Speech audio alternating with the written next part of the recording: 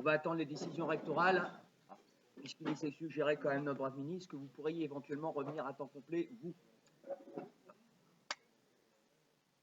Ah, vous n'avez pas écouté? Là, à 18h, enfin à 18h, vers 6h30, le ministre a parlé et il laissait entendre qu'éventuellement, pour les terminales, on pourrait revenir, mais ça va dépendre de beaucoup de choses. Autrement dit, pour l'instant, on ne change rien et on attend de voir.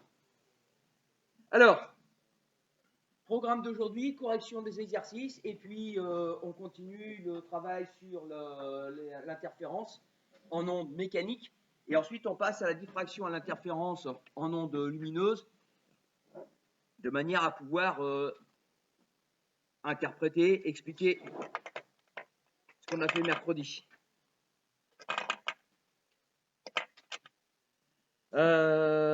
Je vous avais donné les 2 exercices, hein, c'est ça? Ces 2-là. Mais pas toutes les questions. Ah oui, c'est parce que moi je suis sur un grand truc là.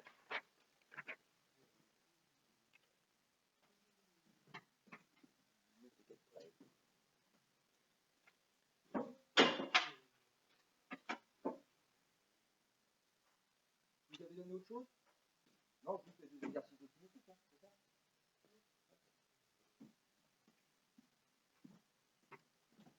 Bon.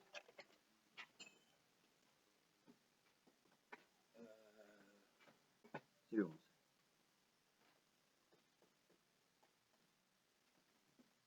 Donc, ce qui m'intéressait essentiellement là-dedans, c'est vous entraîner à exploiter les graphiques. C'est pour ça que je vous ai enlevé toutes les questions, on va dire purement chimiques, qu'il y avait auparavant. Donc là,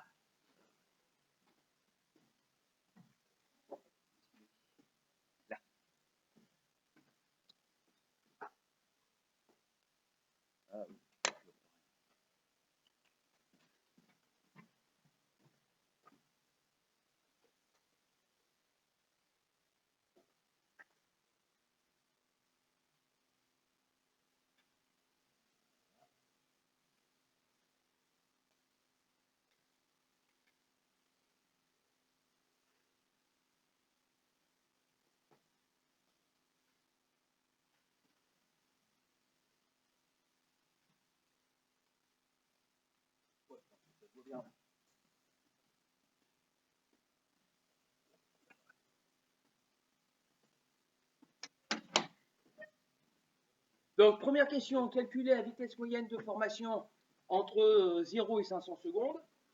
0 c'est là, 500 c'est ici, c'est-à-dire ici. Donc, un point A, un point B, la vitesse,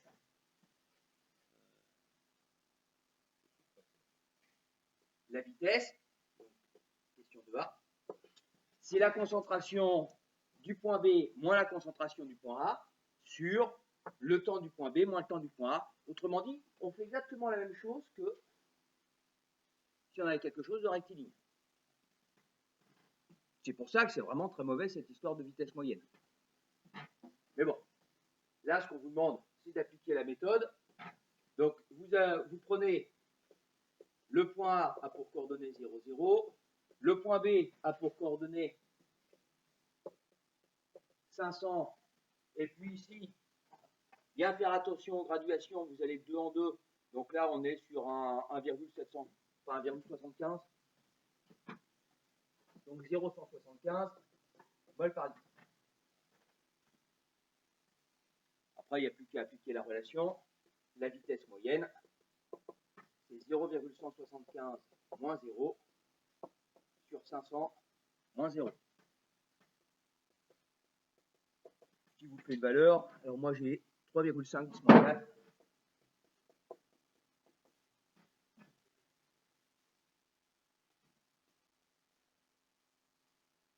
3,5 10 moins 4, quoi?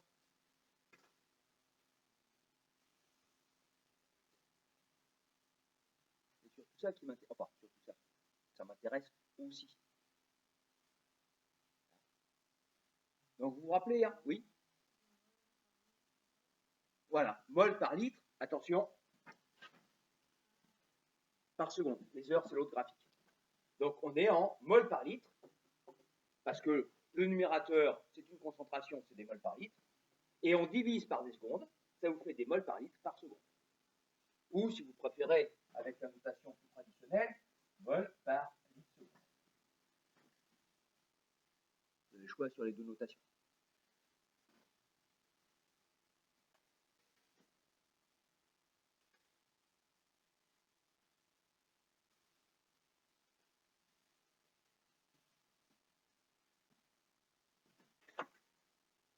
C'est beaucoup? C'est peu?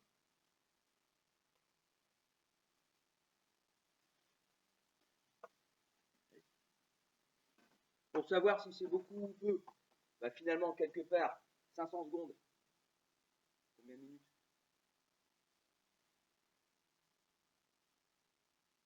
Quand même.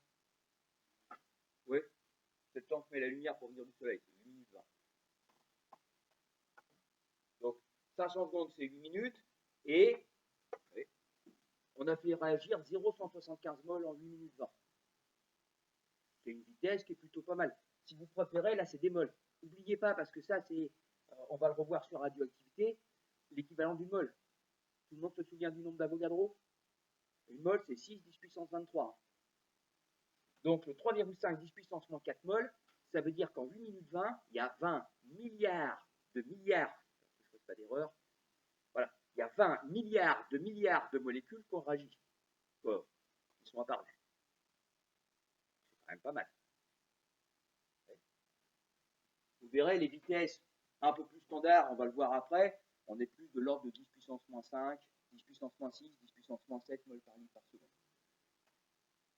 Enfin, voilà, première question. Deuxième question, la vitesse initiale de formation, donc la vitesse à petit t égale à 0. Je vous ai dit, c'est celle-là qui est le plus souvent demandée, parce que quand on vous dit que grâce à des facteurs cinétiques, etc., on augmente la valeur de la vitesse, implicitement, c'est toujours la vitesse initiale. Donc après, vous avez votre tangente, ce qui fait que finalement, chacun va dessiner sa tangente, donc chacun va choisir ses points. Donc il est tout à fait normal que vous ayez des valeurs qui soient un peu différentes les uns des autres.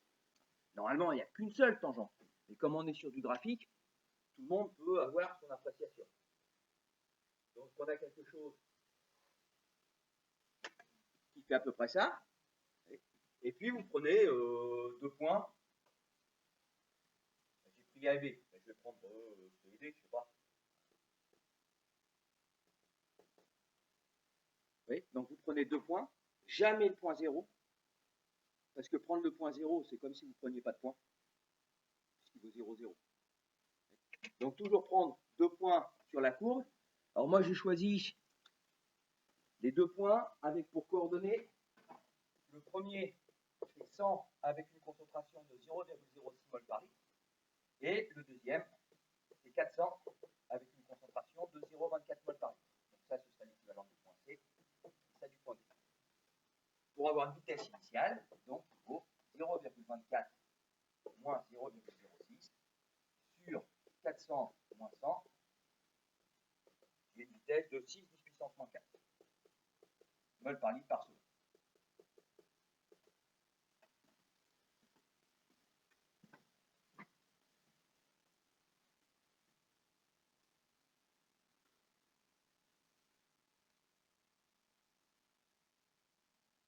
Je vois tout recopier là. C'est pas ce que vous avez fait? Si.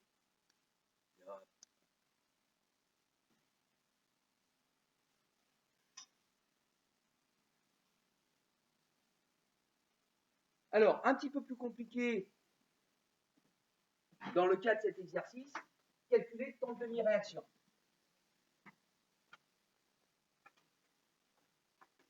Pourquoi un petit peu plus compliqué? Parce que la construction du temps de demi-réaction se fait graphiquement, mais se fait aussi par le calcul.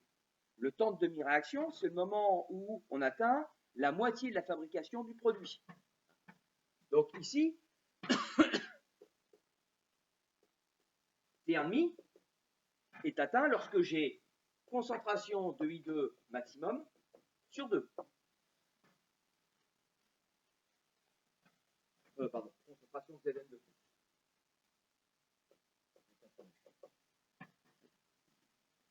C'est-à-dire que c'est la durée nécessaire pour atteindre la moitié de la valeur de l'asymptote horizontale. Et dans le cas de cette application, l'asymptote horizontale, elle n'est pas vraiment très claire. Dans d'autres graphiques, on a quelque chose qui monte et puis qui s'arrondit vraiment bien pour finir quasiment horizontal, on se devine facilement. Là, ce n'est pas une évidence. Je pense que la logique, et puis ça simplifie les choses, c'est de dire que l'asymptote horizontale, vraisemblablement, elle ne sera pas très loin de ça. Mais là aussi, il y a une détermination qui n'est pas forcément très évidente. Donc ça laisse une petite marge d'erreur. Ce qui fait que si je prends cette asymptote horizontale là, quand je regarde ici, j'ai une valeur maximale à 0,24 mol par litre. Valeur qui est déterminable avec les questions d'avant, que j'avais laissé de côté, mais qu'on pouvait déterminer avant. Ce qui veut dire que dans les exercices du bac, vous aurez quelques questions auparavant qui vous permettront d'avoir cette valeur-là, la plupart du temps. Ce n'est pas toujours le cas. C'est souvent que c'était ça. Donc, j'applique ma relation. Concentration de Zn maximale pour mon asymptote horizontale que divise 2. Ça fait une concentration de Zn de plus autant T1,5 qui vaut 0,24 sur 2. Ça fait 0,12 mol par litre. Et ensuite, graphiquement, je vais chercher le 0,12 mol par litre. J'ai 0,1 ici. 0,12 mol par litre, c'est là. Je regarde à quel point de la courbe cela correspond. Il est ici. Et ensuite, je regarde à quelle valeur d'abscisse correspond ce point.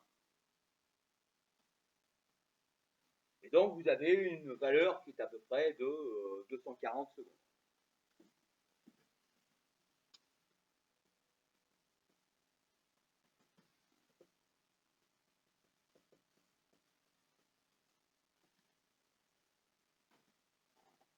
« 240, 230 secondes, ça va dépendre un petit peu de votre choix au niveau de la construction. Mais là, normalement, tout le monde devrait avoir à peu près la même valeur.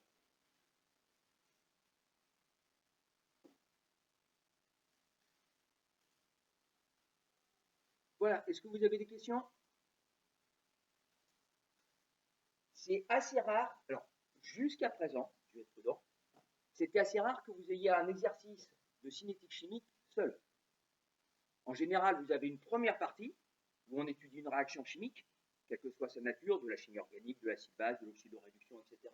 Donc vous avez tout le traitement traditionnel de la réaction chimique, et dans un deuxième temps, on rajoute des questions sur la cinétique chimique. Donc c'est souvent des exercices qui sont mélangés.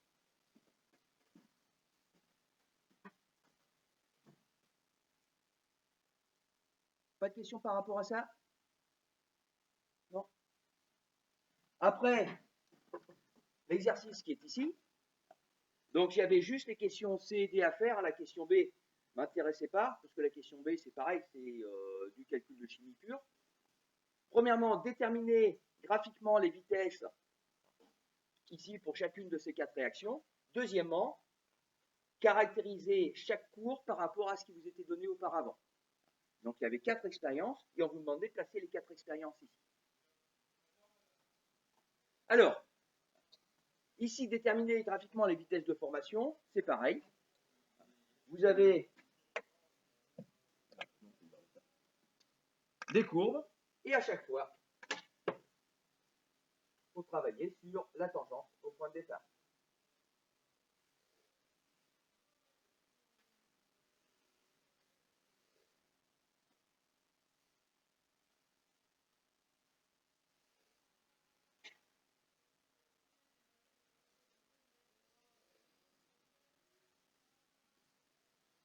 Oui, donc vous mettez vos tangentes, et puis après derrière, vous choisissez vos points A et B. Après derrière, c'est ce que je disais à vos camarades, donc vous l'avez entendu dans la vidéo. En général, je bricole ma tangente. Ce n'est pas des trucs à écrire, on est bien d'accord. Mais l'idée, c'est que si j'arrive à passer sur des points, vous voyez comme ici, qui sont en fait des points d'intersection de graduation, c'est plus facile pour lire les valeurs numériques. Et en général, ça joue sur pas grand-chose. Il y a le point que j'ai souligné ici, il n'est pas tout à fait sur l'intersection. On est à moins de 1 mm du point d'intersection. Donc ma tangente, quand je la construis, je regarde où sont les points pour voir si j'ai des points faciles. L'objectif, c'est, on va avoir le faire qu'on veut, mais l'objectif, c'est de gagner du temps le jour du bac. Si vous avez des valeurs numériques qui sont simples à lire, bah, quand vous faites votre calcul, c'est quand même plus rapide que si vous avez des valeurs numériques qui sont avec 2 chiffres après la virgule. Donc, il faut faire attention à ça. Deuxième chose auquel il faut faire attention, ça.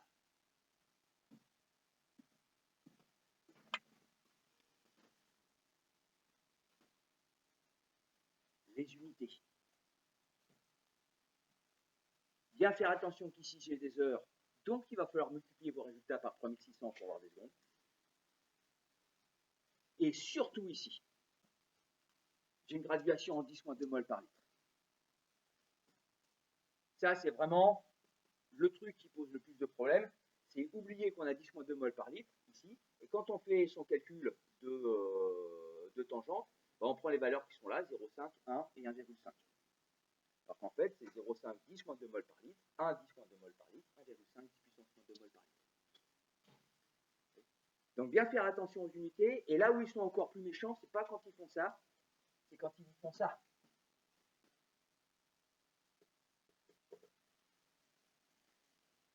Parce que ça, c'est 80% des élèves que je corrige au bac qui se trompent.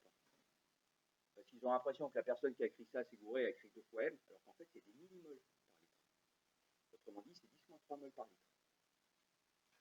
Et si ça, vous ne voyez pas, bah forcément, toutes vos valeurs numériques derrière sont fausses. Il faut faire attention à bien regarder les unités qui vous sont données. Bon, je vous donne les 2 premières valeurs. Et puis après, vous finirez vous-même.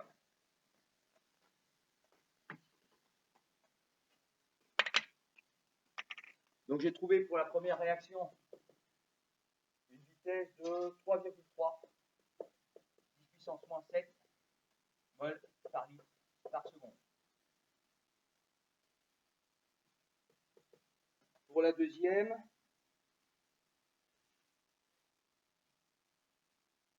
et bien pour la deuxième, je ne l'ai pas fait.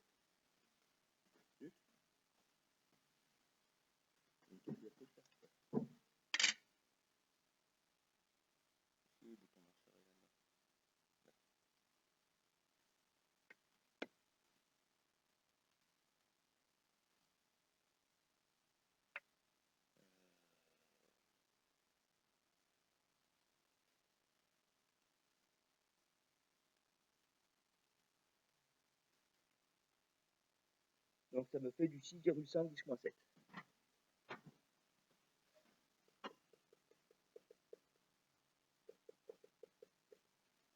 Etc., etc., etc.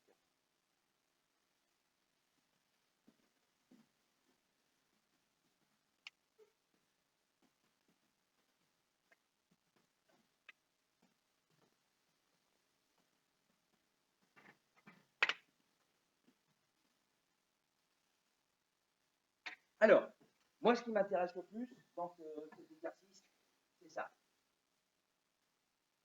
J'ai 4 expériences. Et on vous demande de relier ces 4 expériences au graphique et bien sûr de justifier comment vous faites.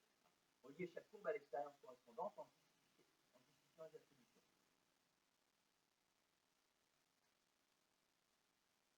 Donc, c'est un travail sur les facteurs cinétiques.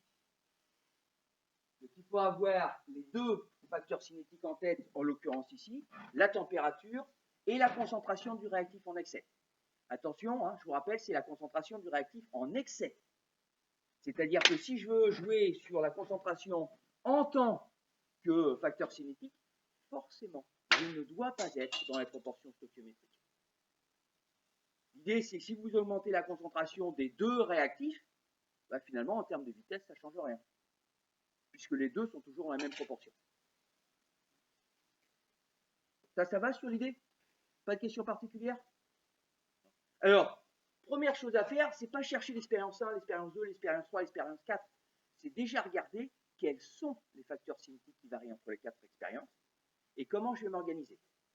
On voit tout de suite que les expériences 1 et 2 sont à la température de 20 degrés Celsius les expériences 3 et 4 sont à la température de 32 degrés Celsius. Ce n'est pas que l'écart entre les deux soit important, mais là j'ai une température plus élevée, c'est clairement, j'ai une cinétique plus élevée. Ensuite, ici j'ai un H2O2 à 10-2 mol par litre, ici à 2 10 puissance moins 2 mol par litre, je reviens ici à 10-2 mol par litre, et ici à 2 10 puissance moins 2 mol par litre. Donc je ne vais pas comparer 1, 2, 3, 4, je vais d'abord comparer 1 et 3, et 2 et 4. Ça va, ça c'est clair pour tout le monde? Ensuite, dans mon idée, je regarde graphiquement ce que j'ai pour savoir vraisemblablement où va aller ma courbe en termes d'asymptote horizontale.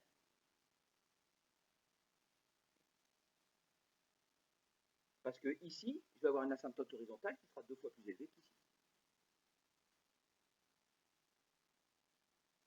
D'accord? Pourquoi?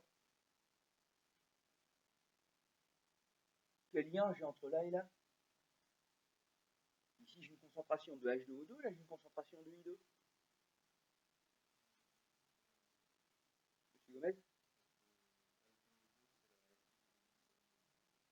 Et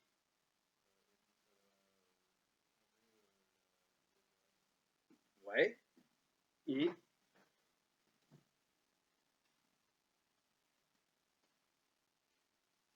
il manque un argument.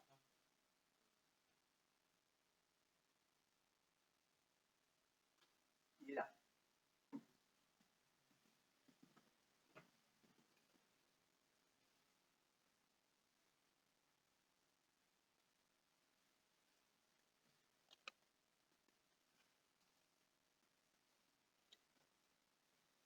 On fait la réaction entre H2O2 et I-.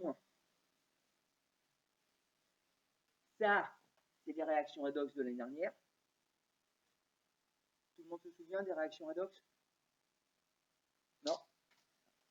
Donc, les réactions d'oxydoréduction, ça va être notre travail de la semaine prochaine. Alors, pas tout à fait sur lundi, parce qu'on va finir l'interaction et puis les diffractions, mais on va travailler dessus la semaine prochaine. Donc, je vous enverrai, comme j'ai fait pour les ondes, un petit papier avec les éléments essentiels de redox à réviser.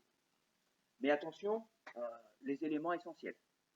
Une petite révision après, comme on a fait pour les ondes, mais voilà, au minimum. Ça, c'est une réaction redox. Alors, quelle que soit l'idée, on vous dit que de toute manière, ici, la concentration I0 est le double de la concentration initiale de H2O2.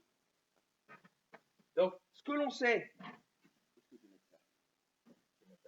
c'est que ma réaction, ça va être quelque chose du type H2O2 plus I-, ça va donner du I2. Je ne sais pas pourquoi. Je sais que ça va donner du I2 comment? Comment je sais qu'un des produits de ma réaction, ça va être I2? Voilà, c'est marqué là.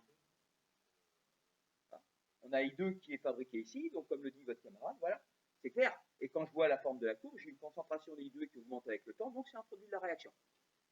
Je ne cherche pas trop à savoir quels sont les coefficients stoichiométriques. C'est clair qu'il y a un coefficient stoichiométrique ici 2, puisque j'ai du I2 et du I- là. Mais quelque part, je m'en moque. Ce qui est important, c'est ce qui est marqué là, c'est-à-dire que H2O2 et I- sont tous les deux mis dans des proportions. I- représente le double de H2O2. Et ça, c'est vrai dans mes 4 expériences.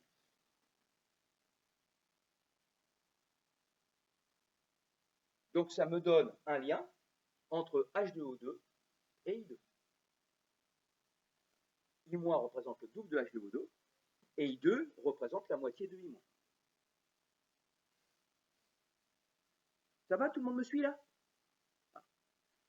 Une fois qu'on a ça en tête, le reste, c'est plus de l'application.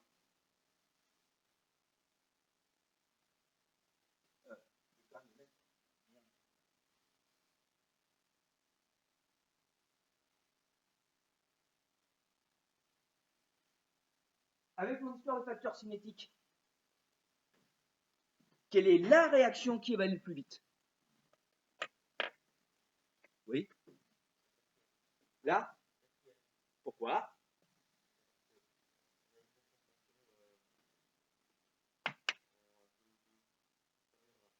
Ouais. Voilà. Les deux facteurs cinétiques. plus la concentration de votre réactif en excès ou de vos réactifs est élevée, plus la vitesse de réaction est grande. Plus la valeur de la température est élevée, plus la vitesse est grande. Donc ici, dans ma question 4, c'est là où j'ai les plus grandes concentrations, c'est là où j'ai la plus grande température.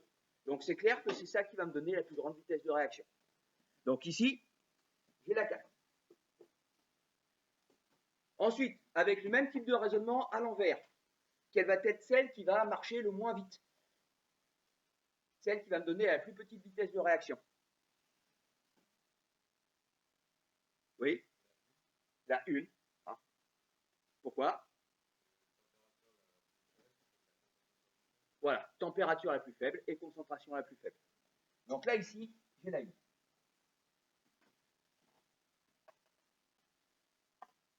Alors, il reste à mettre la 2 et la 3. Là, on peut se poser la question, parce que au niveau de la 2, j'ai la température la plus faible, mais la concentration la plus grande. Et au niveau de la 3, j'ai la plus petite concentration, mais j'ai la température la plus élevée. Et quelque part, on peut se poser la question de savoir lequel de mes deux facteurs cinétiques va l'emporter sur l'autre. Et si vous faites ça, il n'y a aucune réponse logique, parce que dans le cadre du cours, je vous ai juste parlé des facteurs cinétiques. Et je ne les ai pas comparés les uns aux autres. Donc ça, je ne peux pas le faire. Donc il faut que je trouve une autre méthode pour comparer ça et ça.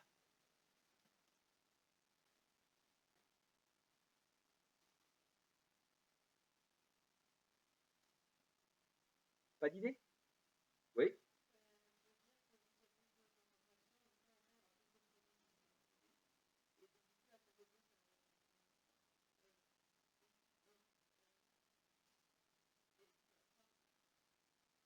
Non, la courbe bleue, ça va être l'expérience 2, avec le raisonnement que vous m'avez donné qui est juste. Voilà. L'idée de votre camarade, c'est ça, c'est que ici, j'ai 2 10 puissance moins 2 mol par litre, ici, j'ai que 10 puissance moins 2 mol par litre.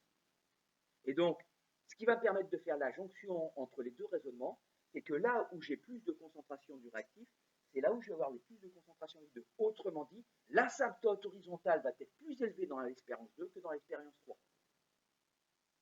Donc, comme l'asymptote horizontale va être plus élevée, je vais pouvoir l'obtenir en ayant obligatoirement une vitesse plus grande. Autrement dit, l'asymptote horizontale de ce truc-là, c'est la même que celle-là. L'asymptote horizontale de celle-là, ça va être la même que celle-là. Donc je joue sur la concentration ici parce qu'en haut, on a les proportions stoichiométriques. Et donc ici, je joue sur l'asymptote horizontale et je dis donc que celle-là, c'est la 2 et celle-là, c'est la 3. Mais c'est un raisonnement qui est alors juste, mais assez imprécis quand même. Parce qu'on n'est pas sur du réactif en excès, on est sur les proportions stoichiométriques. Donc, voilà, est-ce que c'est clair? Vous vous rappelez, dans ce que je vous demande, c'est si c'est clair, c'est est-ce que vous saurez refaire dans le prochain contrôle, qui vraisemblablement aura lieu dans 2 semaines. Pas de questions particulières? Allez, on laisse et on passe au cours.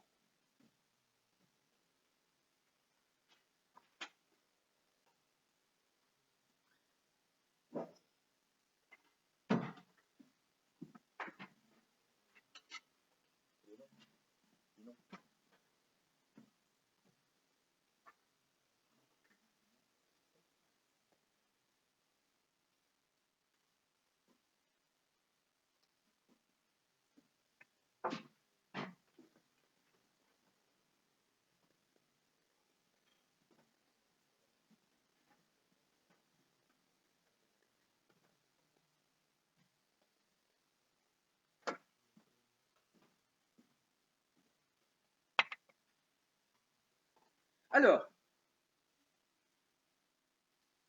tiens, j'ai pas mis les graduations.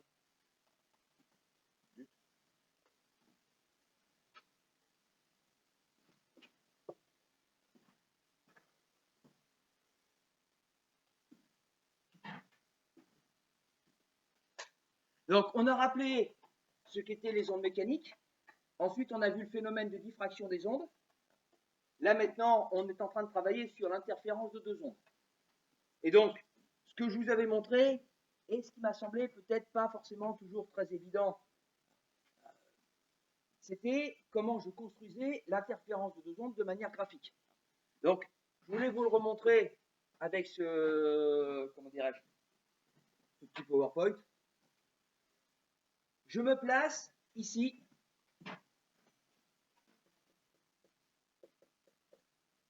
en un point M, qui est quelque part dans un milieu de propagation. J'ai deux sources, S1 et S2, et j'ai un point M ici.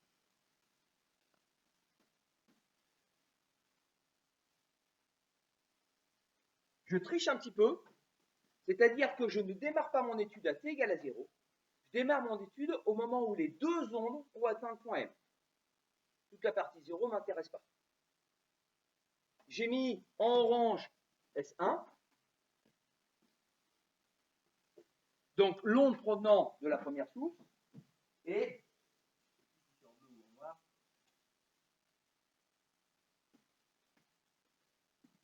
ah, vous arrivez à voir la deuxième là ou pas? Ah, je suis mis en dessous là. Sur mon PowerPoint, ça se voit bien. Là sur le tableau, vous voyez bien les deux traits au moins sur la première partie. Et donc cette deuxième onde, c'est ma source S2.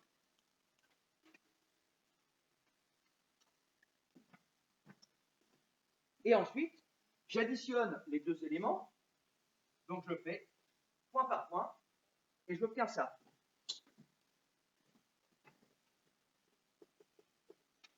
C'est-à-dire que je prends le premier maximum, je prends le deuxième maximum et je fais la somme des deux.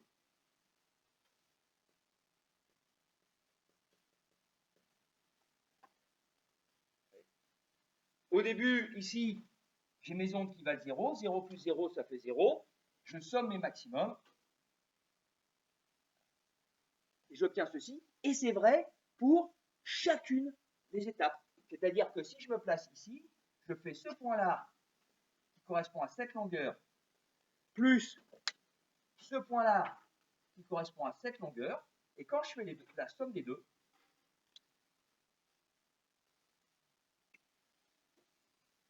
j'obtiens ce point-là. Vous embêtez pas à dessiner. À la limite, si vous y tenez, je vous donnerai je vous enverrai le PowerPoint ce soir. C'est pas le plus important ici. Ce qu'il faut, c'est bien comprendre le principe. Là, je fais vraiment une addition au sens graphique du terme.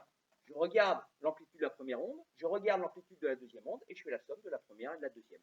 Et suivant chacun de ces points. Ça va? Ça, c'est clair pour tout le monde?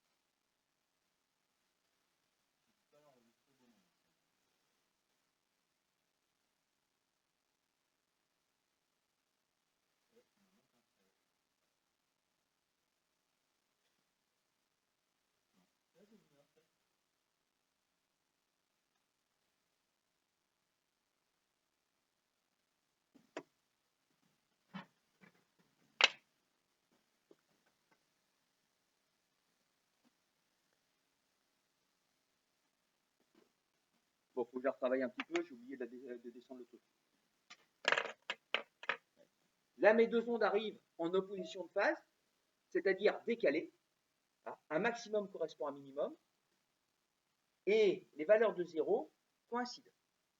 Et quand je fais la somme des deux, il y a ici J1, ici J2, et quand je fais la somme des deux,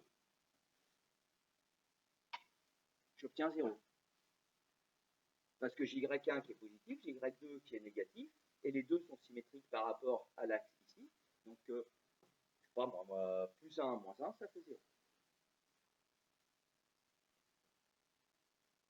Ça va, c'est un peu plus clair? Donc maintenant, la question que je me pose, c'est où est-ce que je dois être? reprends mon petit dessin de tout à l'heure. Où est-ce que doit être mon point M par rapport à S1 et S2, de manière à être soit dans le cas d'une interférence constructive, soit dans le cas d'une interférence destructrice. Donc, comment est-ce qu'on doit se situer?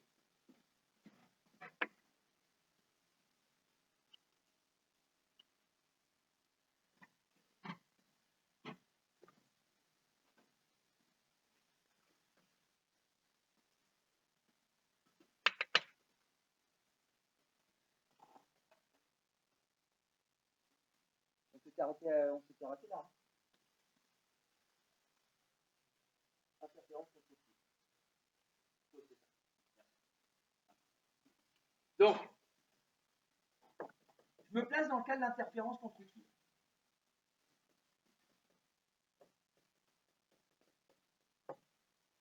Donc, je refais mon petit dessin. J'ai ici S1, j'ai ici S2, et j'ai mon point M quelque part, on va dire ici.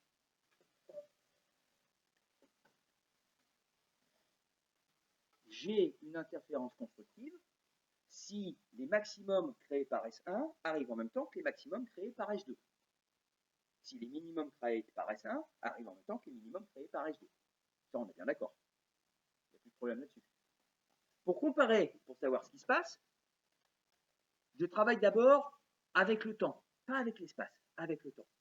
C'est-à-dire que ici, j'ai ma distance S1M, ici, j'ai ma distance S2M, et j'appelle taux 1 le retard de M par rapport à S1, c'est-à-dire S1M sur V, et j'appelle taux 2 le retard de M par rapport à S2.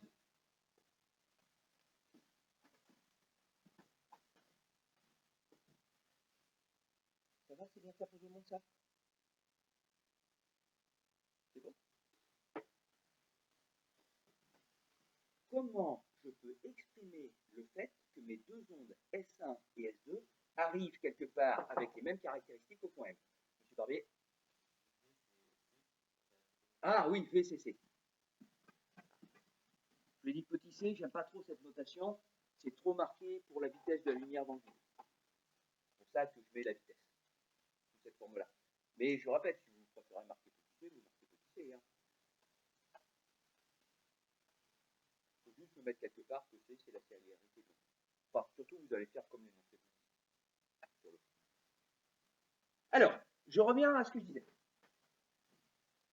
Attention, vous vous rappelez ce que je vous ai dit pour les interférences, il faut que les ondes soient de même nature. De même nature, ça veut dire que si j'ai des ondes mécaniques, l'autre onde est une onde mécanique. Si c'est dans l'eau, l'autre onde est dans l'eau. Si c'est du son, l'autre onde est dans le son, etc. Mais aussi avec les mêmes caractéristiques. Même caractéristiques, ça veut dire même vitesse, même fréquence, même période, même longueur d'onde, même nombre d'ondes. C'est pour ça qu'ici, je n'ai pas mis d'indice pour les vitesses, parce que pour que j'ai des interférences, il faut que j'ai les mêmes caractéristiques, donc c'est la même vitesse. Et donc mes deux ondes vont avoir la même période que je vais appeler grand T.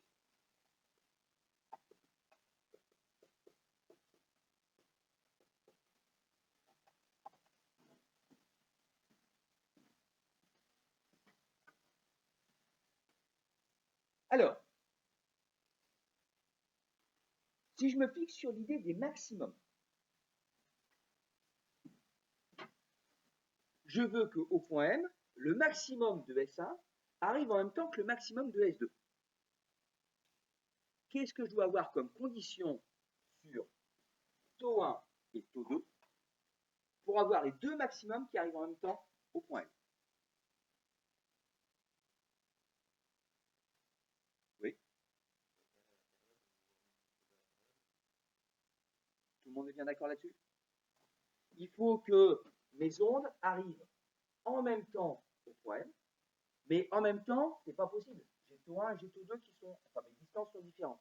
Par contre, comme elles ne peuvent pas arriver en même temps, il faut que mon décalage me permette quand même d'avoir deux maximums qui arrivent en même temps. Même si ce n'est pas les mêmes maximums. Par exemple, ici au point M, je vais avoir le 5e maximum, quand ici, provenant de S2, j'aurai que le 3e maximum. Mais dans tous les cas, ce sera un maximum.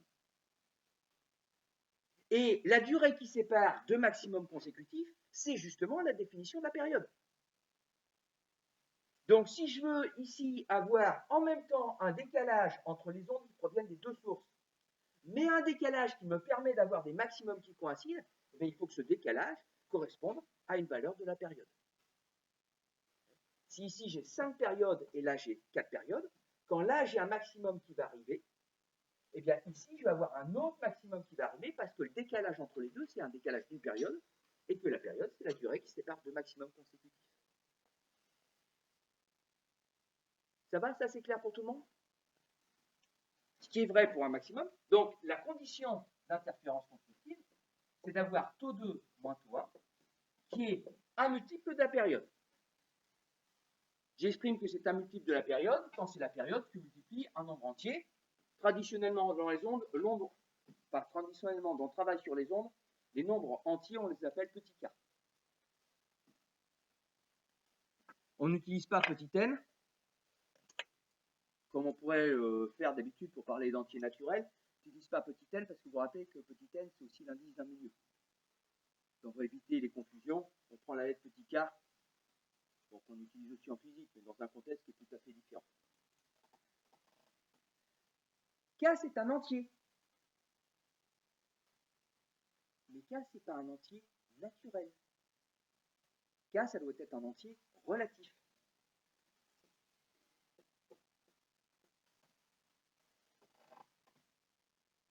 Pourquoi est-ce que ça doit être un entier relatif?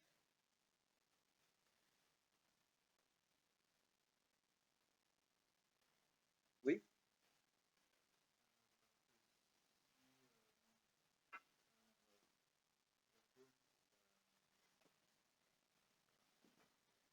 Alors, si c'est un nombre à virgule, c'est clair que je n'ai pas une proportion avec ma période. Donc, pour moi, c'est un entier. Mais ce qui m'intéresse ici, c'est de savoir pourquoi ce n'est pas forcément un entier positif, mais que ça peut être aussi un entier négatif. Oui?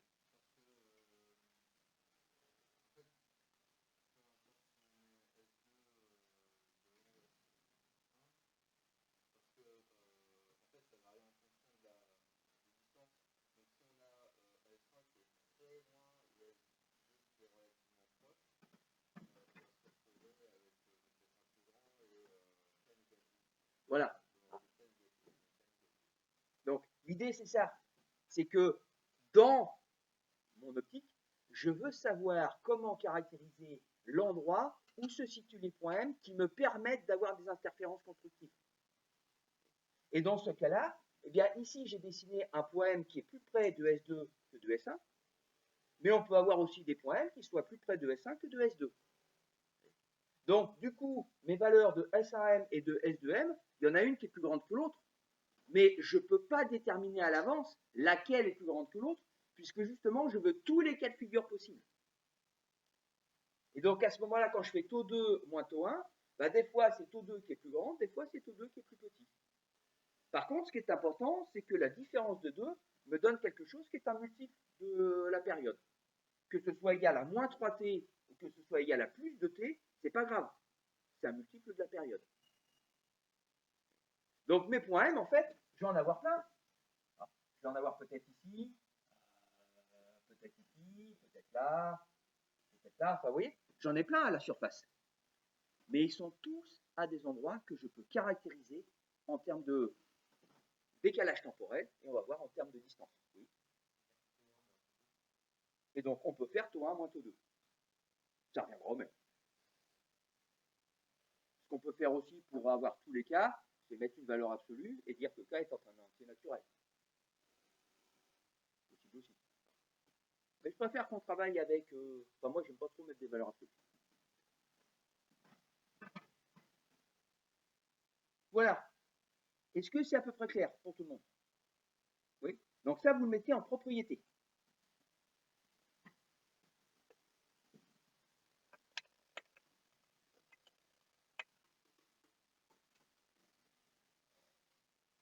Pour que les interférences soient constructives,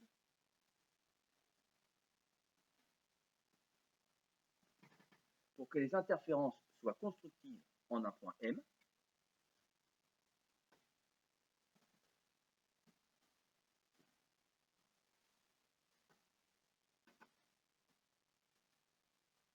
il faut que les deux ondes, pour que les interférences soient constructives en un point M, il faut que les deux ondes y arrivent en phase. Alors attention, phase, c'est PH.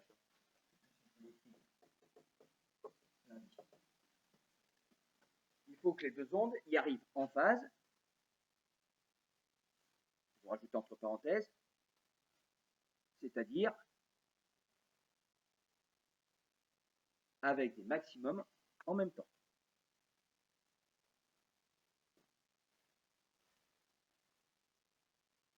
C'est-à-dire avec des maximums en même temps.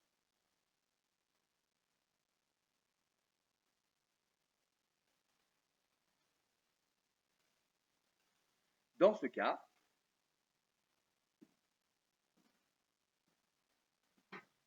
il faut que le décalage temporel, dans ce cas, il faut que le décalage temporel entre les deux ondes, dans ce cas, il faut que le décalage temporel entre les deux ondes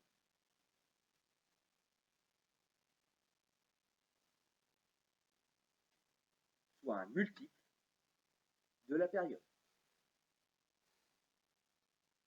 Dans ce cas, il faut que le décalage temporel entre les deux ondes soit un multiple de la période. On a les relations.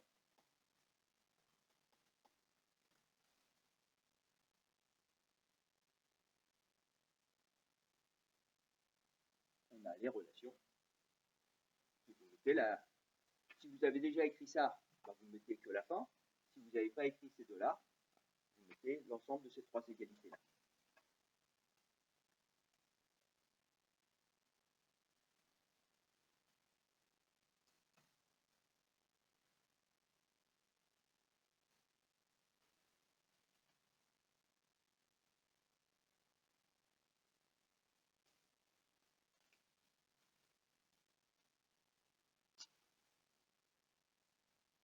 Oui. C'est au niveau maths, vous n'avez pas vu ces notations-là? L'ensemble des entiers naturels, l'ensemble des nombres réels.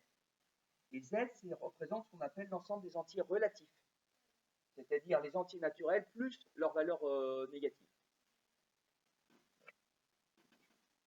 Mais c'est des choses que vous avez déjà vues ou...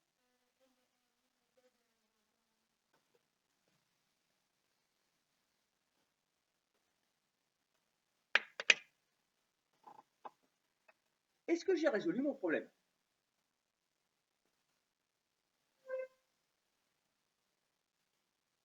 Tout de suite, première remarque, c'était quoi le problème? Qu'est-ce que je cherchais à savoir? Oui, presque, mais pas tout à fait. C'est pas tout à fait ça que je cherchais à savoir. Mon point de départ, quand je vous en ai parlé. Oui.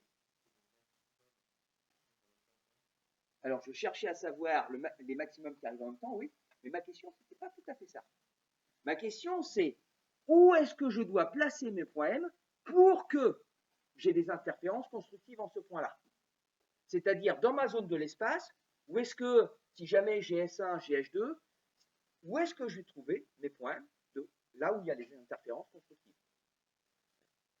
Quelque part, j'ai un étang, je vais lancer un caillou à tel endroit, je vais lancer un caillou à tel endroit, je sais d'ores et déjà à l'avance, si je connais ma vitesse de déplacement de mes ondes, donc si je connais la période, je sais d'ores et déjà où je vais avoir mes interférences constructives, donc quelque part, je sais déjà où je vais mettre mes caméras pour les filmer.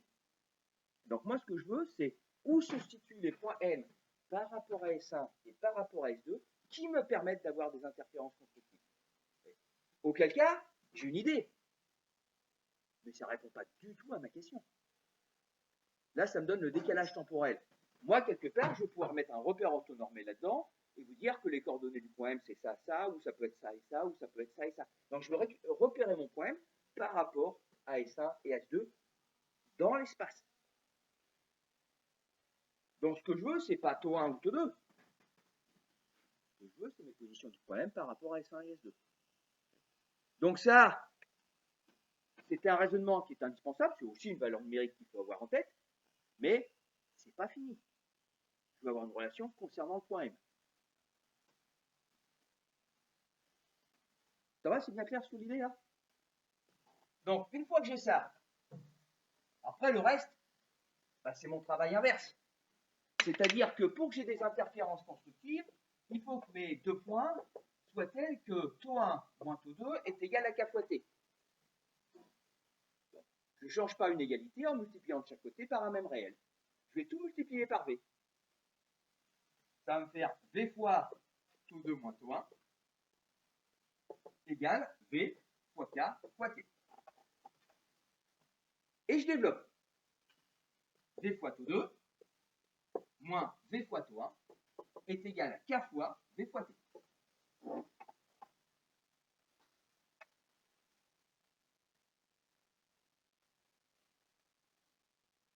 Et là, je réponds à ma question. Parce que v fois taux2, c'est quoi? Vous venez de l'écrire, quasiment. Oui. Voilà. V fois taux2, c'est ça. C'est S de M. Donc ici, j'ai S de M moins S1M est égal à K fois. Et V fois la période, ça s'appelle comment? Attention, hein, ça c'est des trucs, ça doit être des automatismes. Les définitions, là, il faut vraiment en savoir par cœur. V fois la période, c'est la période spatiale, autrement dit, c'est la longueur d'onde.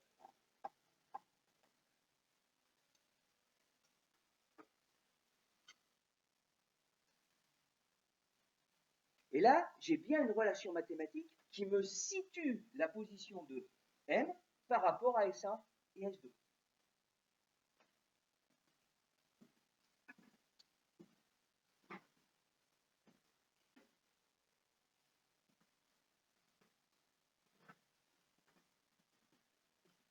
Alors,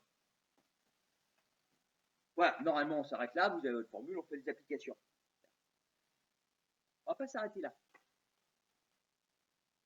Juste pour être sûr que vous avez bien vu comment sont les choses. Quelle est la valeur de K la plus simple à utiliser? Il y a encore plus simple. C'est ouais, 0. Mais sur le fond, oui. Si K égale à 0,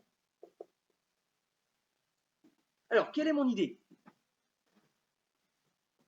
Mon idée, c'est de voir un ou deux cas de manière à trouver les relations mathématiques qui me permettent de placer des points M. J'ai K égale à 0. Qu'est-ce que ça me donne comme relation? Ben, j'applique. Hein.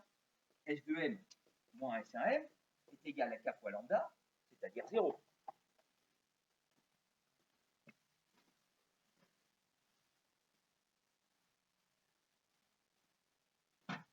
Voici il est mon point M. Si j'ai S de M moins S1M qui est égal à 0, qu'est-ce que ça veut dire pour S de M et S1M? Alors, voilà, premier point M, le milieu. Donc j'ai S1, S2, donc j'ai un point M qui est à peu près par là.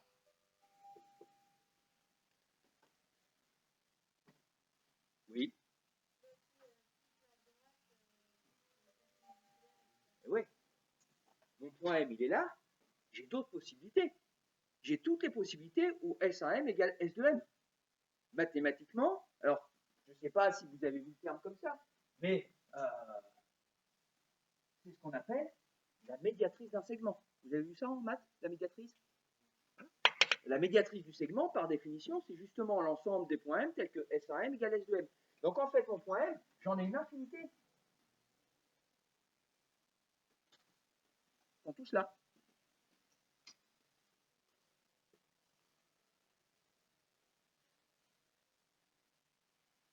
Okay. Tous les points de la médiatrice, c'est des points tels que S1M est égal à S de M.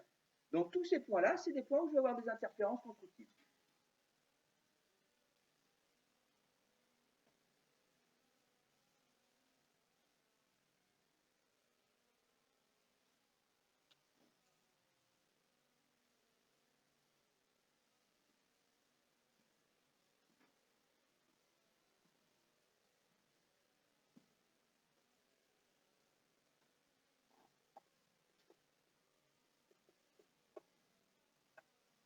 Prenons un deuxième cas. Le cas suggéré par votre camarade. K égale 1. J'ai donc S de M moins S1M est égal à K fois lambda, c'est-à-dire lambda.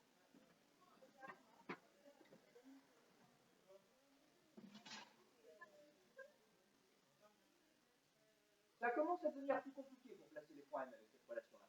Par contre, il y a quelques points M que je pourrais situer facilement.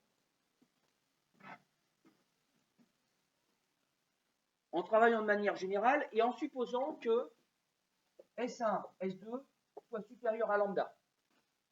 Je le prends assez loin.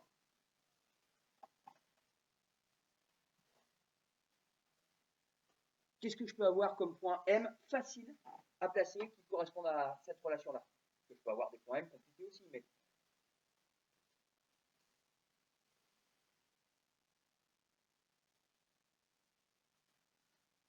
Alors, je vais fixer les idées. Imaginons que, vraiment, j'ai placé mes points M et mes points S1 et S2, donc j'ai envoyé mes petits cailloux dans l'eau, à des points soigneusement choisis. Imaginons que S1, S2 soit égal à 3 fois lambda.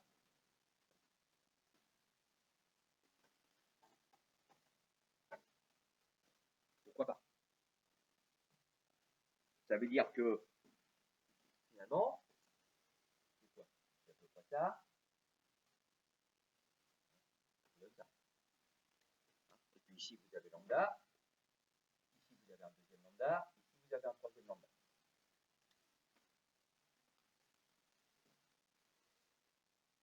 Où est-ce que je peux placer les points M facilement?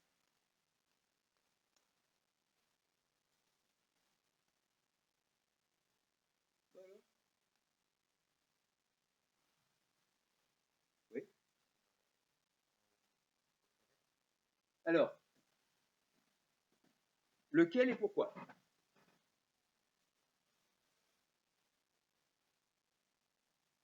Mais vous avez raison. Oui.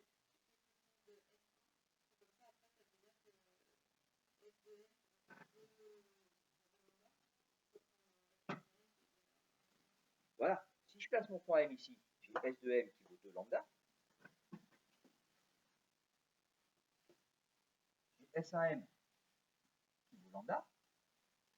Et 2 lambda moins lambda, ça fait bien lambda. Donc voilà une des positions possibles de mon point M pour obéir à ça.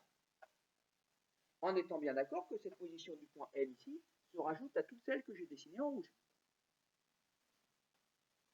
C'est un deuxième cas de figure, n'empêche qu'en cet endroit-là, j'ai l'interférence constructive. Vous voyez? Donc, on est sur du graphique, et on fait des petits calculs comme ça. Oui. Ah, ça, c'est moi qui ai posé ça. Je dis, tiens, on va prendre un cas simple, je prends S1, S2 égale 3 lambda, mais c'était juste pour fixer des idées ici. Dans une application, on vous dira qu'entre S1 et S2, il y a, je ne sais pas, moi je dis n'importe quoi, 1 mètre. On vous donnera soit la valeur de la longueur d'onde, soit la période, enfin, on vous permettra de calculer la valeur de la longueur d'onde, je dis n'importe quoi, 10 cm. Et ensuite, on vous demandera de trouver 2 ou 3 points qui correspondent à des endroits où j'ai des interférences constructives.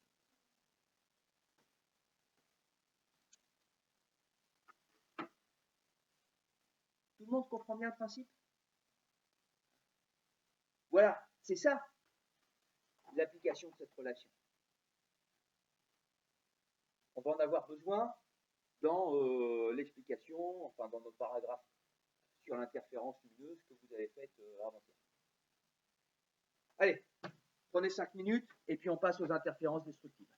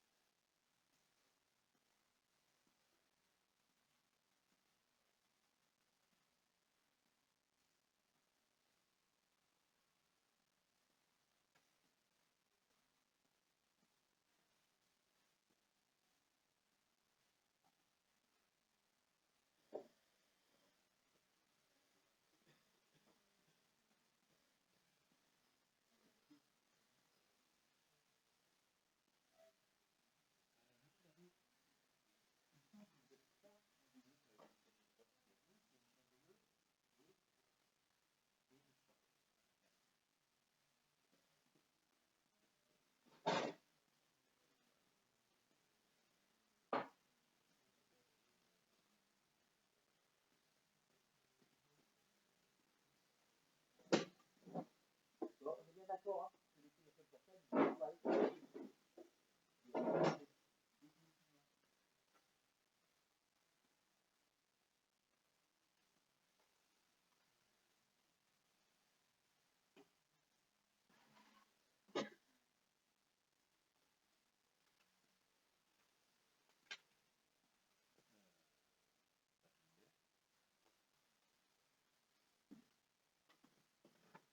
C'est bon. Allez, on reprend.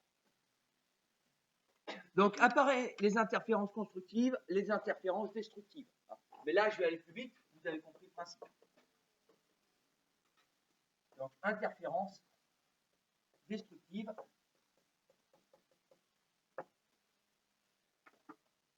Donc, je rappelle l'idée, je veux chercher la position des points où les deux ondes m'envoient des signaux qui vont finalement s'annuler ou se compenser en un point M. On est bien d'accord que je peux très bien, dans une interférence destructive, ne pas avoir forcément zéro. Je veux simplement les deux ondes qui arrivent en ce qu'on a appelé l'opposition de phase, c'est-à-dire un maximum avec un minimum. Les deux ondes ont les mêmes caractéristiques. C'est quoi les caractéristiques d'une onde? On soit bien tous d'accord. Même si je vous l'ai mis dans les petits rappels, mais pour être sûr. Quels sont les éléments qui sont les caractéristiques de l'onde? Pareil, il faut le savoir ça. Oui. La période. Ensuite, il y a quoi? Oui. Et justement, c'est là-dessus que je voulais insister. Les caractéristiques de l'onde, c'est la période, la fréquence, qui sont les deux caractéristiques de votre onde qui sont totalement indépendantes de l'endroit où se propage l'onde. Ensuite, la vitesse de déplacement qui dépend de votre milieu. Si vous avez un doute, il n'y a qu'à se souvenir de ce que vous savez sur la vitesse de déplacement de la lumière. La vitesse de déplacement de la lumière, ce n'est pas la même dans l'air, dans le vide, dans l'eau, dans le verre. Donc la vitesse dépend de votre milieu. Et puis si la vitesse dépend du milieu, bah forcément la longueur d'onde et le nombre d'ondes qui sont liées à la vitesse, elles aussi dépendent du milieu. C'est les 5 caractéristiques de votre onde. Et là où je voulais insister, c'est que la hauteur, donc l'intensité de votre onde, elle, ce n'est pas une caractéristique de l'onde. Donc avoir deux ondes qui sont synchrones de même nature, elles ont même vitesse, même période, même longueur d'onde, même fréquence, même nombre d'ondes, mais elles peuvent très bien avoir des intensités qui sont différentes. Et donc si j'ai des intensités qui sont différentes, ben, quand je vais avoir mes interférences destructives, bien sûr que l'amplitude de la résultante de Y1 plus Y2 sera plus petite que ce que j'avais au départ, mais ce ne sera pas forcément égal à 0. Donc destructif, ce n'est pas forcément complètement destructif si mes deux amplitudes ne sont pas les mêmes. Voilà. Pas de question particulière sur le phénomène? Alors qu'est-ce que je dois avoir comme... J'ai la même idée, J'ai ma source S1, ma source S2, mon point M. J'ai un retard par rapport à S1 qui vaut taux 1, un retard par rapport à S2 qui vaut taux 2. Et donc concrètement, si je veux avoir une interférence destructive, comment je vais traduire ça? Mon décalage temporel, il doit être lié à quoi?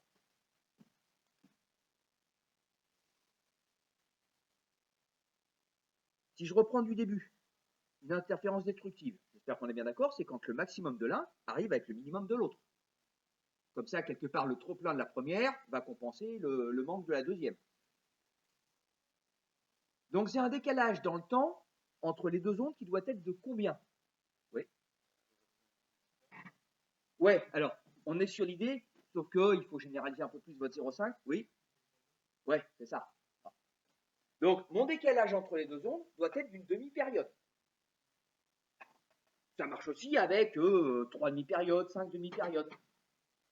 Et donc, ma première idée, ça va être de dire, bon, bah, il va falloir que mon décalage temporel soit un multiple de la demi-période. Sauf que ça ne va pas marcher.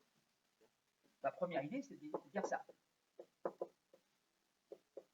Bon, déjà, est-ce que l'idée de la demi-période est claire pour tout le monde? C'est la durée qui sépare un maximum d'un minimum. Donc, il faut que j'ai un décalage d'une demi-période pour que les maximums de l'un arrivent en même temps que les minimums de l'autre. Pourquoi est-ce que ça, c'est une mauvaise expression? Et pourquoi ça ne permettra pas d'avoir un décalage d'une demi-période? K, c'est un entier. Qu'est-ce qui se passe si K égale à 2? Oui. Eh ben ouais. Si K égale à 2, je me retrouve avec taux 2 moins taux 1 égale T. Et taux 2 moins taux 1 égale à T, ça me ramène à quoi? À une interférence constructive.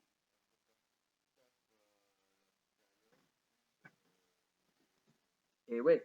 Il va falloir que j'arrive à exprimer mathématiquement le fait que je n'ai pas un multiple de la demi-période. J'ai un multiple impair de ma demi-période. Je vais avoir T sur 2, 3T sur 2, 5T sur 2, 7T sur 2. Mais pas T ou 2T ou 3T, parce que ça, c'est de l'interférence constructive. Comment je construis un entier naturel impair? Oui. Oui. Ouais. Je prends ici un entier naturel quelconque. Pour qu'il soit sûrement impair, je commence par en faire un nombre pair. Parce que quel que soit votre entier naturel, 2K c'est pair. Je l'ai multiplié par 2.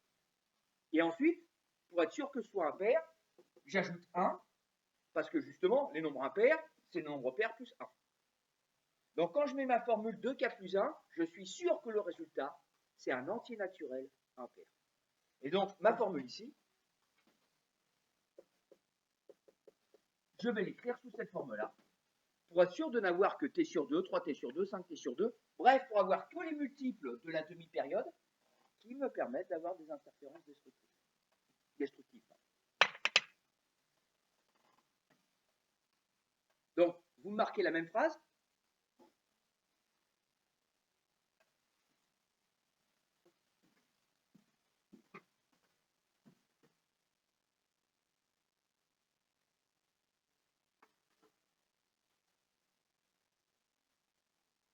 Tout le monde y est. Donc, pour avoir des interférences destructives,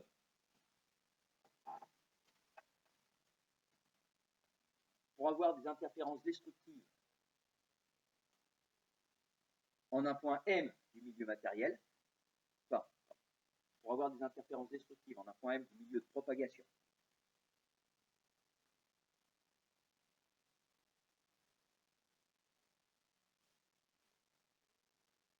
pour avoir des interférences destructives en un point M du milieu de propagation, il faut que les deux ondes, en un point M du milieu de propagation, il faut que les deux ondes y arrivent en opposition de phase. Il faut que les deux ondes y arrivent en opposition de phase.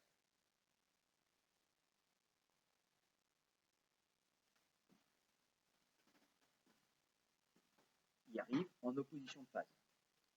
Entre parenthèses, au maximum de l'une, il arrive en opposition de phase, entre parenthèses, au maximum de l'une correspond le minimum de l'autre. Au maximum de l'une correspond le minimum de l'autre.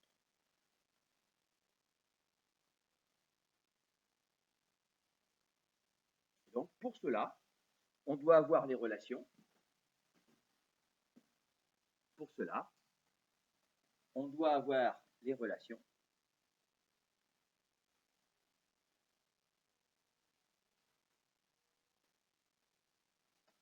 donc la première sur le temps, vous avez déjà noté pour beaucoup d'entre vous, taux 2 moins taux 1 égale 2K plus 1 fois T sur 2. K étant toujours pareil, un anti-relatif, parce que c'est pas sûr que taux 1 soit plus petit que taux 2. Je dois voir tous les cas de figure. Et donc, sa traduction en espace, c'est-à-dire S2M moins S1M est égal à 2K plus 1 lambda sur 2. Deuxième relation que j'obtiens, comme tout à l'heure, en multipliant la première par la vitesse de propagation de l'onde.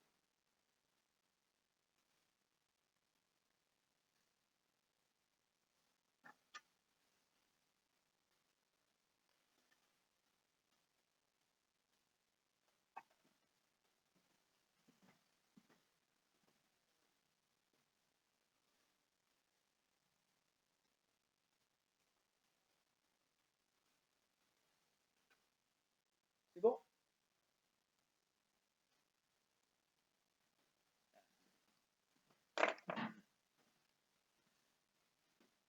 Allons-y, application. Je vais en profiter pour faire des grosses révisions. Donc, à la surface de l'eau,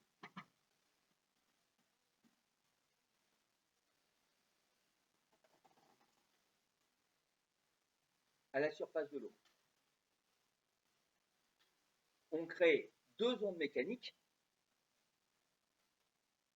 à la surface de l'eau. On crée deux ondes mécaniques synchrones. On crée deux ondes mécaniques synchrones dont les sources, on crée deux ondes mécaniques synchrones dont les sources sont distantes de 1 mètre.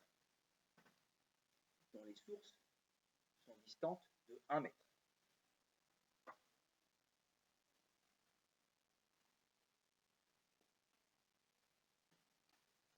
La vitesse des ondes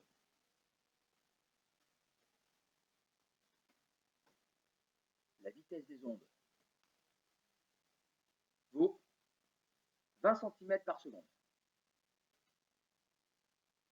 La vitesse des ondes vaut 20 cm par seconde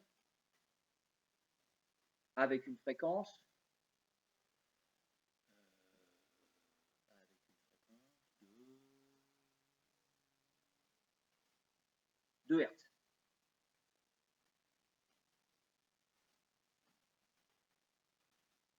Avec une fréquence de 2 Hz. Première question. Calculer la période de l'onde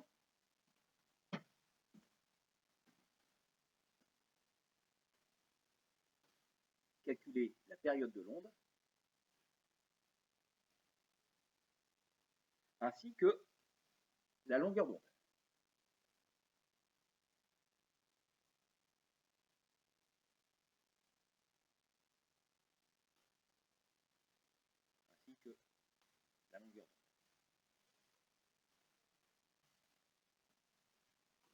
Deuxième question. J'étudie un point M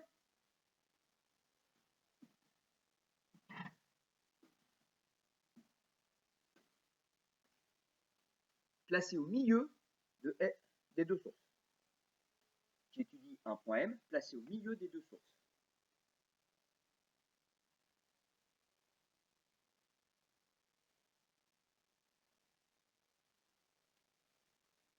à quel type d'interférence, pardon, pas à, quel type d'interférence ont lieu au point M.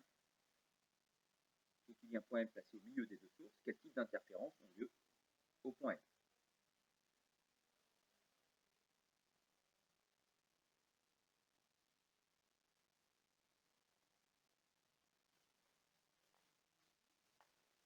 Troisièmement,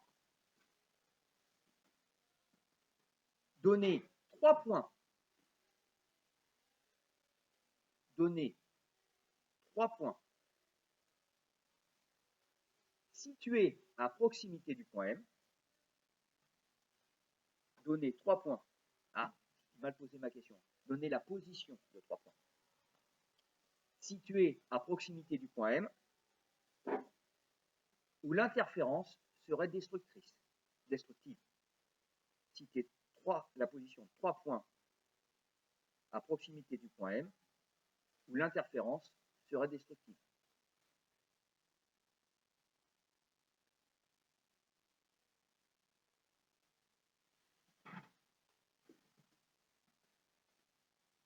Alors pour ma question 3, je vous demande 3 points. Je n'ai pas dit les 3 points les plus proches du point M, 3 points. Pas trop loin du point M, parce que mathématiquement, pour vous, ce sera plus simple. Mais voilà. Des questions? Allez, vous prenez 5 minutes pour me faire ça.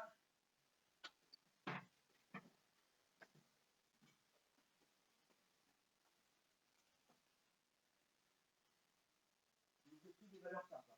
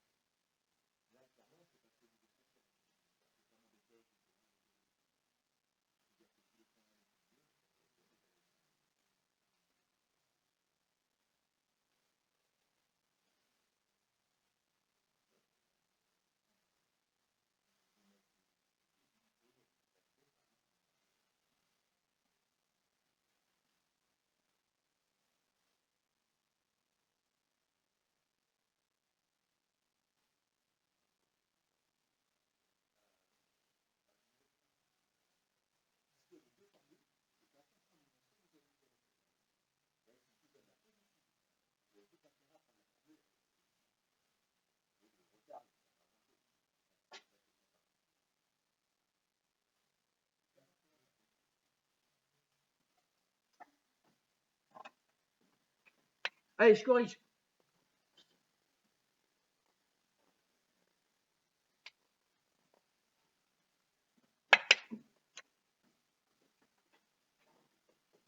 Donc j'ai une fréquence de 2 Hz, j'ai une vitesse de 20 cm par seconde. Je ne me pose pas de questions, tout de suite, je mets la vitesse dans les bonnes unités, les mètres, les secondes, de manière à pouvoir faire mes calculs tranquillement. On peut garder les 20 cm par seconde pour faire des comparaisons, mais pour faire les calculs, je suis obligé d'être dans les bonnes unités. Ah, oui. Attention, c'est 20 cm. Ce serait 0,02 si j'avais 2 cm. Donc une fois que j'ai ça, j'applique mes formules. T égale 1 sur F, c'est-à-dire 1 demi 0,5 secondes. Ne laissez pas le 1,5. Toujours se mettre en unité que l'on peut avoir avec une machine. 0,5 secondes. Et puis lambda égale V fois T. Alors, on peut le mettre sous cette forme-là, et ça pose aucun problème. C'est la formule de base. À titre personnel, moi je préfère celle-là. C'est-à-dire V sur F. Pourquoi je préfère la deuxième à la première? C'est que je pars du principe que si je me suis trompé dans mon calcul ici, ouais, c'est difficile de se tromper sur celle-là.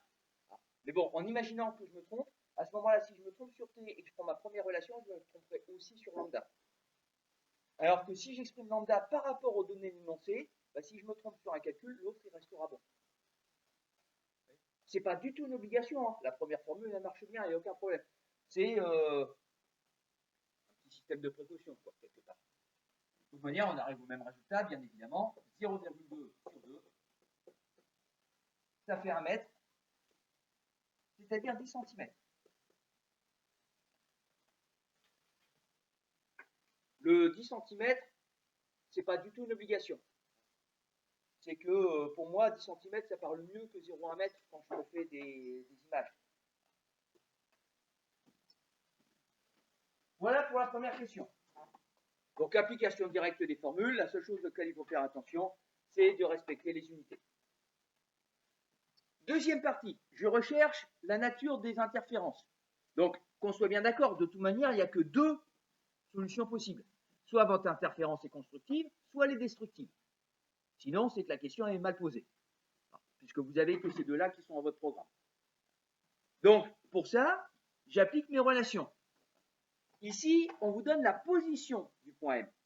Donc, les relations que je vais utiliser, c'est les relations avec les positions, donc la relation spatiale. C'est-à-dire que ici, on vous dit dans l'énoncé que S1M est égal à S2M. Et je vais travailler avec la définition des interférences qui sont liées à S1M et S2M.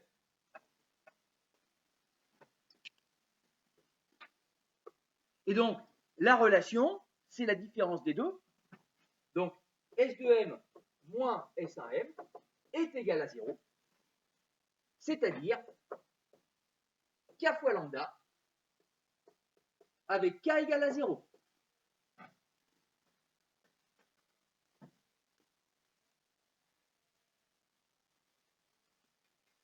Donc, on obtient bien la relation des interférences constructives, puisque j'ai S2M moins S1M qui est égal à K fois lambda.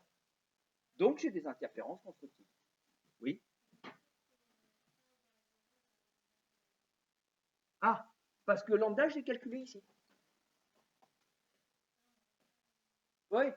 Si je vous ai fait calculer ça avant, c'est parce que ça peut éventuellement servir là. La période, non. Mais la longueur d'onde, oui.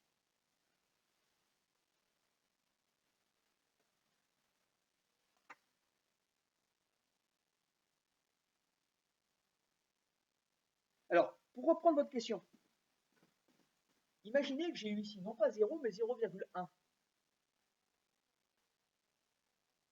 J'aurais fait exactement la même chose. C'est-à-dire que je compare S2M moins SM, qu'on va juste écrire après, on appelle ça la différence de marche. Je compare toujours, quelle que soit ma question, S2M moins SM à la valeur de la longueur d'onde. Pour savoir si le résultat de ma différence est un multiple de la longueur d'onde ou est un multiple de lambda sur 2. Puisque je vous disais tout à l'heure, de toute manière, j'ai que deux réponses possibles. soit j'ai des interférences constructives, soit j'ai des interférences destructives, parce que de toute manière, dans votre programme, vous n'avez que ces deux cas-là.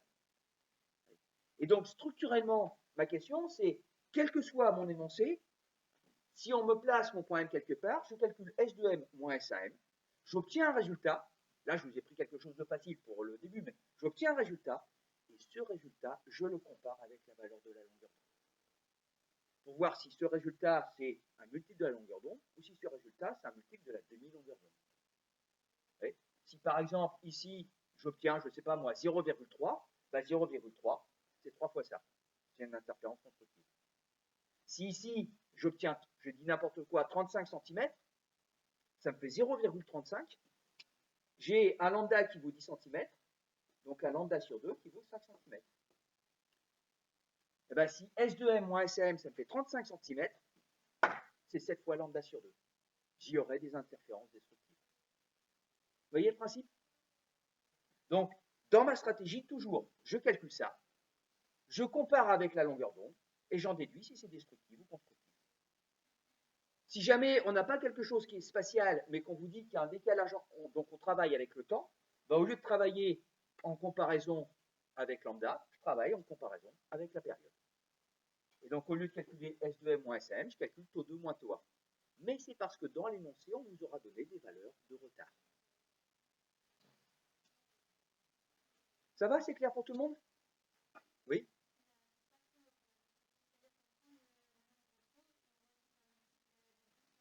Voilà. Je prends mon nombre. Alors, en étant dans la bonne unité, un multiple de 0,1, hein, mais c'est vrai qu'on pourrait le faire avec des centimètres aussi. Donc, voilà, je fais S de M moins CM parce que c'est ma formule. Je regarde le résultat et ensuite, j'interprète le résultat par rapport à lambda. Donc, de toute manière, vous n'aurez jamais, hein, je dis n'importe quoi, S de M moins SM qui est égal à 0,12. C'est pas possible. Parce que ça ferait 12 cm, et 12 cm, ce serait ni un multiple de lambda, ni un multiple de lambda sur 2. Vous voyez, j'aurais 10, 15, 20, 25, 30, 35, etc., mais jamais des valeurs intermédiaires. Ça va, la démarche est claire pour tout le monde?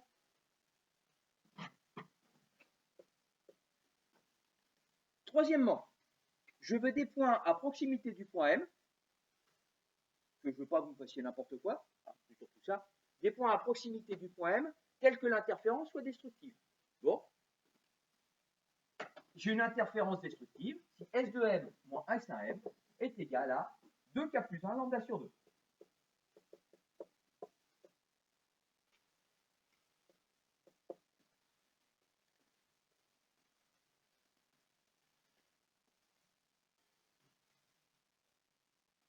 Voilà. Et après, derrière, je veux 3 points. Et je veux 3 points simples. On vous demande 3 points, donc je ne vais pas m'embêter. Premier cas.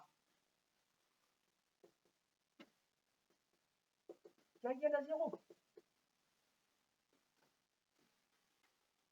S de M moins S 1 M est égal à lambda sur 2, c'est-à-dire 0,1 sur 2, 0,05 mètres, c'est-à-dire 5 cm.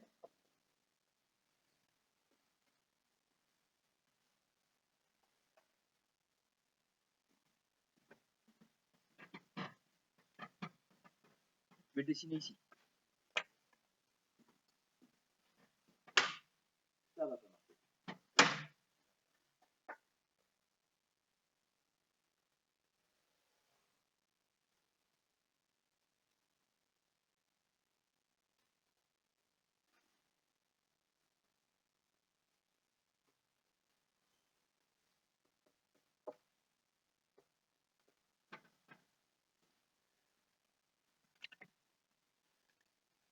Je vous le dessine, mais ce n'est pas une obligation de le faire. On peut très bien faire de manière théorique. C'est juste pour voir les choses. J'ai pris S1, S2.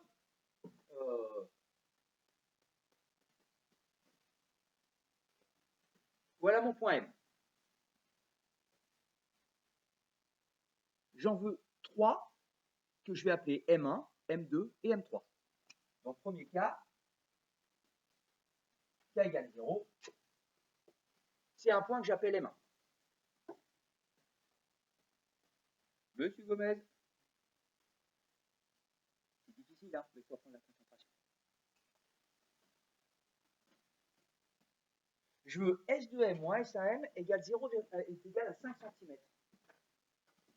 Comment je peux bricoler mon truc pour avoir un S2M moins S1M qui est égal à 5 cm? En faisant simple. Déjà, si je veux des points M1, M2, M3 situés simplement, je vais les mettre où? Oui.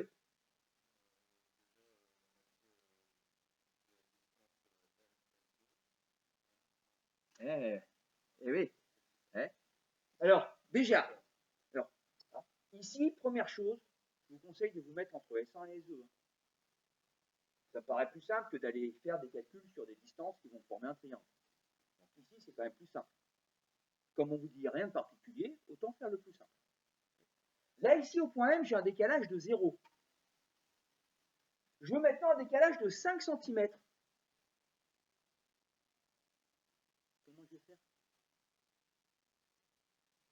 Il faut que ma distance S de M soit plus grande de 5 cm que ma distance S1M. Je vous ai dit autour du point M, pourquoi? Pas pour vous l'imposer, parce que c'est là où c'est plus simple. Au point M, la différence de marche, la différence de distance, elle vaut 0. Si je veux 5 cm, comment je vais faire pour qu'il y ait un décalage? Ouais. Ah bah ouais. Je vais me déplacer 2,5 d'un côté et 2,5 de l'autre. Si je me mets à 2,5 ici, j'ai rallongé cette distance de 2,5 et j'ai raccourci celle-là de 2,5. Donc finalement, la différence de distance, j'ai rallongé celle-là de 2,5, j'ai raccourci celle-là de 2,5, ça me donne 5 cm. Ou si vous préférez, je suis au milieu, S1, S2 vaut 1 mètre. Donc S1M et S2M, ils valent combien? Je suis au milieu de 1 mètre. Oui? Ouais, c'est ça, 50 cm, 0,5 mètres.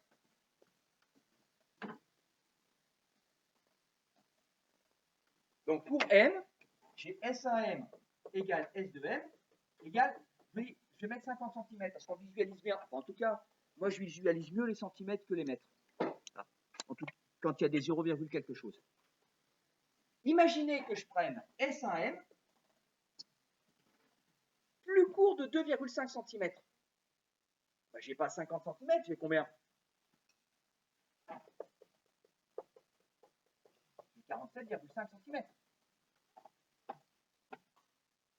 Et S2M plus long.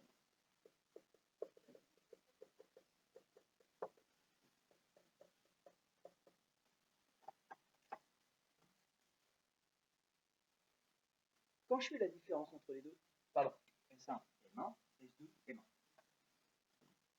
Quand je fais S2M1 moins S1, M1, j'ai 52,5 moins 47,5, c'est bien 5 cm.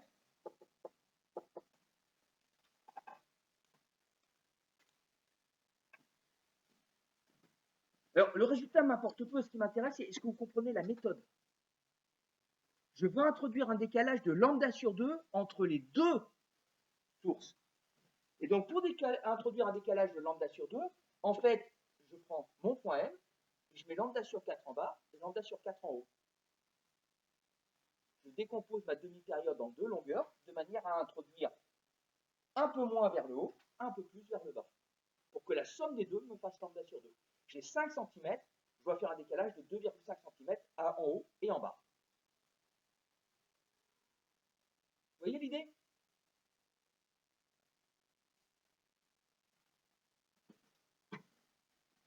Donc j'ai mon premier point, ça marche. Quel serait le deuxième point? Aussi facile, et sans démonstration quasiment. Oui. Eh ouais. Au lieu d'avoir k égale 1, je fais k égale à moins 1. Alors, pardon. J'ai k égale à 0, ici. Donc, au lieu d'avoir plus lambda sur 2, je fais moins lambda sur 2. J'ai mon k qui vaut moins 1.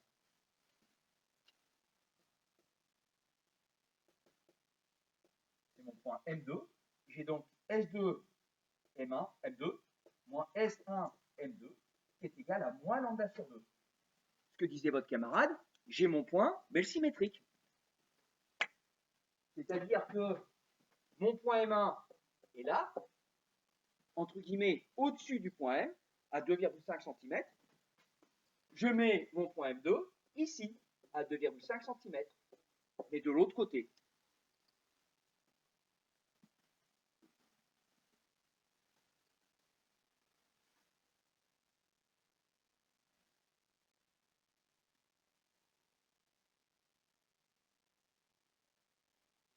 Pour ceux d'entre vous qui ne sont pas à l'aise avec des mathématiques compliquées, vous voyez, là, c'est du bricolage. Hein. Donc, il n'y a pas de grosse relation. Je bricole mon système. Ça fait des exercices qui sont plus simples, plus inventifs, moins formalisés, mais finalement, une fois qu'on a l'idée, ça roule tout seul.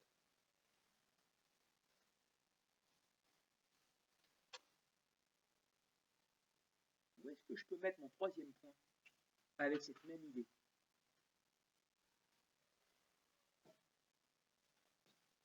Ouais.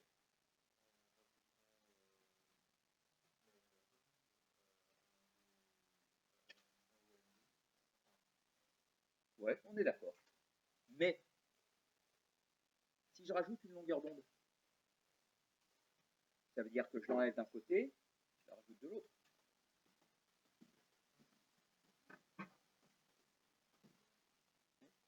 Ah, oui.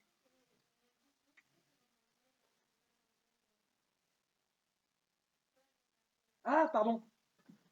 Ouais, c'est parce que je voulais dire en même temps. C'est vrai que là, ici, c'est très mal rédigé. C'est parce que ici, j'ai pris mon premier point M, celui du milieu. Et donc, comme je vous ai dit que la distance entre S1 et S2 était à 1 mètre, bah, du coup, mon point M, j'ai 50 cm de chaque côté. Là, ici, je dois écrire S1, S2 sur 2, puisque je suis au milieu.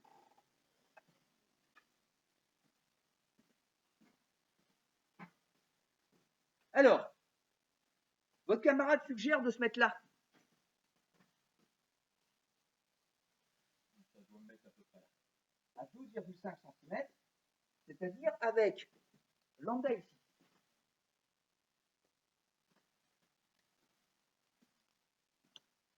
Est-ce que ça va marcher?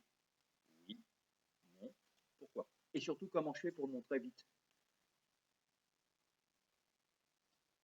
Oui.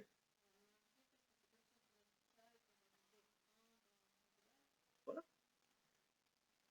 Au pire, on essaye. Ici, si j'ai 12,5 cm, ça veut dire que S1M est égal à combien? 50 moins 12,5, ça fait 37,5 cm. S2M, moi j'avais 50, j'ai rajouté 12,5, ça fait 62,5. Si j'ai un doute, je vérifie bien que la somme des deux fait bien 1 mètre. C'est le cas. Et après, qu'est-ce que je fais? J'ai mes deux distances. Je veux savoir le type d'interférence que j'ai là. Ben, en fait, ce que je vous ai dit pour la deuxième question, hein. Je fais la différence entre les deux, je vérifie bien que c'est un multiple de lambda sur 2. Donc S2M moins S1M, c'est donc 62,5 moins 37,5. Et 62,7 moins 35,5, ça fait 25.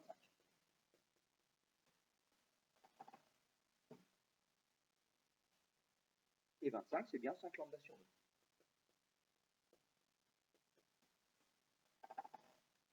Donc je suis bien dans ma troisième interférence destructive.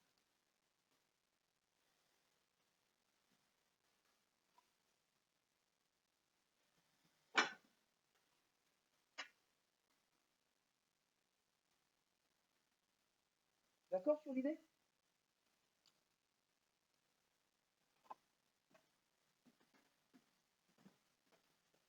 Donc à la fois c'est plus simple parce que vous n'avez pas d'équation, c'est compliqué. Mais à la fois c'est plus compliqué parce que finalement quelque part on n'a pas de vraie méthode sur laquelle s'appuyer complètement pour bricoler.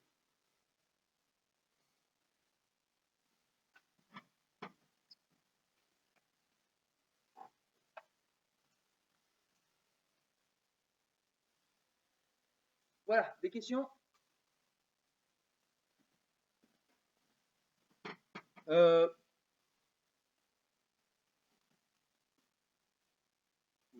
avoir le temps. C'est bon, je peux effacer? Donc juste le temps de refaire le schéma du TP d'hier. Donc, paragraphe 4.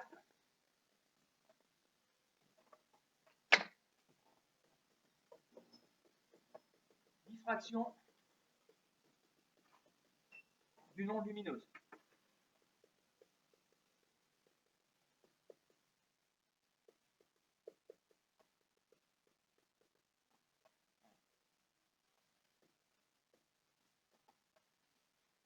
Et donc, le schéma de l'expérience d'hier. C'est un schéma normalisé pour vraiment faire sous cette forme-là. La plupart des exercices du bac qui portent là-dessus, on vous demande de faire le schéma. Donc, l'idée, c'est que vous avez un obstacle.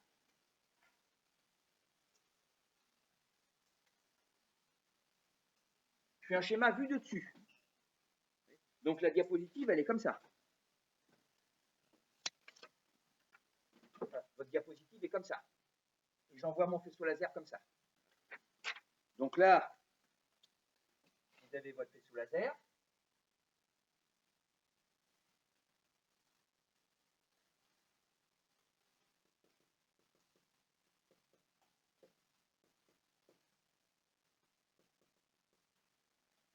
Vous avez une ouverture que j'appelle petit a.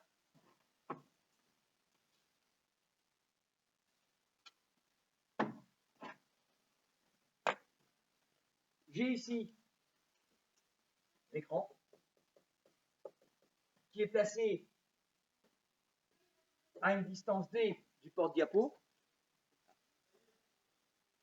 Et puis, vous avez un phénomène de diffraction autour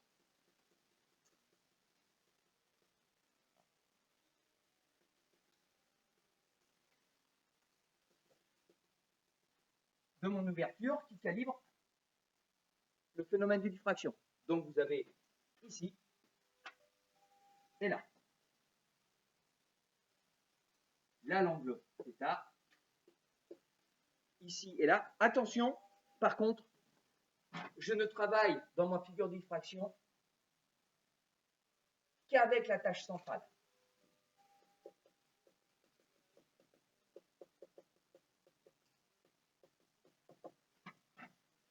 Donc, une longueur L sur 2 et une longueur L sur 2.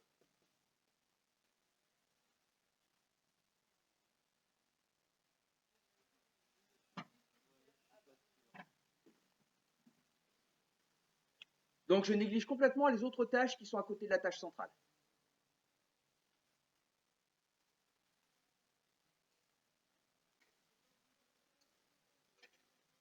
Ouais, pas très symétrique, mon truc.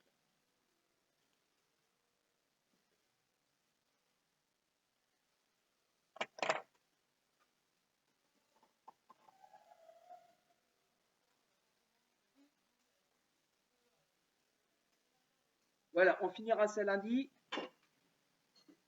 Alors, je vous enverrai ce soir donc le PowerPoint avec mon petit truc d'interférence constructive, d'interférence destructive. Il vous intéresse ou pas? Oui. Donc, je vous l'envoie ce soir. Je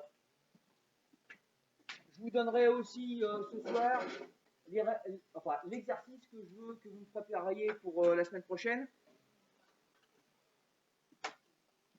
Puis bien sûr, il y aura le film.